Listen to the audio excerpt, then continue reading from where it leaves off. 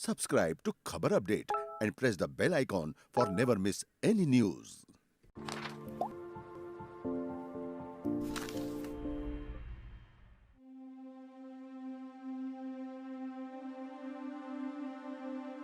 नरेंद्र मोदी के दोबारा प्रधानमंत्री बनने के बाद उनकी पत्नी जसोदाबेन का एक इंटरव्यू इन दिनों फिर से वायरल हो रहा है।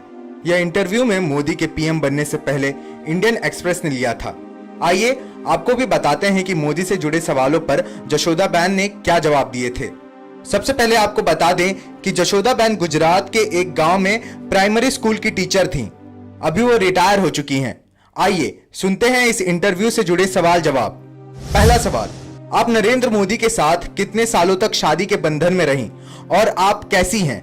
मेरी शादी 17 साल की उम्र में हुई थी। तब मैं पढ़ाई छोड़कर उनके घर चली गई थी। मोदी जी चाहते थे कि मैं अपनी पढ़ाई जारी रखूं। वो अक्सर मुझे अपनी पढ़ाई पूरी करने की सलाह देते थे। शुरुआती दिनों में उन्होंने मुझसे बात करने में रुचि दिखाई और रसोई के काम में मेरी मदद भी की।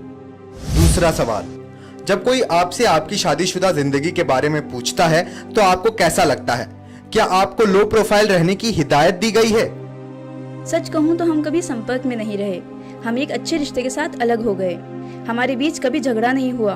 मैं कोई बनावटी बात नहीं कहूँगी। मैं सच बोलूंगी कि हम 3 साल में 3 महीने ही साथ रहे। तब से आज तक हमारे बीच किसी तरह का कोई संपर्क नहीं है। तीसरा सवाल, क्या आप नरेंद्र मोदी के बारे में खबर रखती हैं? मैं वो सब कुछ पढ़ती हूँ जो मेरे हाथ आता है। मैं अखबार पढ़ती हूँ, टीवी चैनल देखती हूँ। हाँ, मुझे उनके बारे में पढ़ना अच्छा लगता है। चौथा सवाल, अगर वो देश के पीएम बनते हैं और दिल्ली आते हैं तो क्या आप वापस उनके पास जाएंगी? मैं उनसे कभी मिलने नहीं गई और ना ही मुझे लगता है कि वो कभी मुझे बुलाएंगे। सच कहूँ तो मैं भी नहीं चाहती कि मेरे बोलने से उन्हें कोई नुकसान हो। मेरी यही कामना है कि वो हर काम में सफल हों। पांचवा सवाल, क्या कभी उन्होंने आपसे कहा कि वो शादी के बंधन से अलग हो रहे हैं? हाँ, उन्होंने एक बार मुझे कहा था कि मैं पूरा देश घूमूंगा, जहाँ जाने का मन करेगा वहाँ जाऊंगा। तुम मेरे पीछे पीछे कहाँ जाओगी?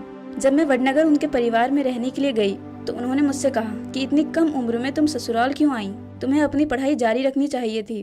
फिर ऐसे कई मौके पर जब मैं ससुराल गई तो उन्हें वहाँ नहीं पाया। उन्होंने वहाँ आना ही छोड़ दिया था, जिसके बाद मैंने भी ससुराल छोड़ने का फैसला ले लिया और अपने पिता के घर रहने लगी। छठवां सवाल, क्या आप अभी भी कानूनी तौर पर नरेंद्र मोदी की पत्नी हैं? उनसे मेरा नाम जुड़ा हुआ है।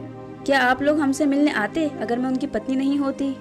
सातवां सवाल, इतने सालों में उन्होंने कभी भी आपको पत्नी का दर्जा नहीं दिया, आपको बुरा नहीं लगा?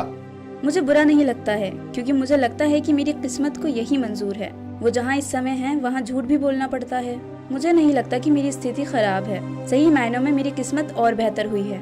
आठवां सवाल, आपने कभी दोबारा शादी क्यों नहीं की? मेरा जो तजुर्बा रहा उसके बाद मेरा दिल फिर से शादी करने के लिए तैयार ही नहीं हुआ। नौवां सवाल, मायके लौटने के बाद आपने खुद को कैसे संभाला? मेरे पिता ने मुझे पढ़ाया। मेरे भाई ने मेरी पढ़ाई पूरी करने में मदद की।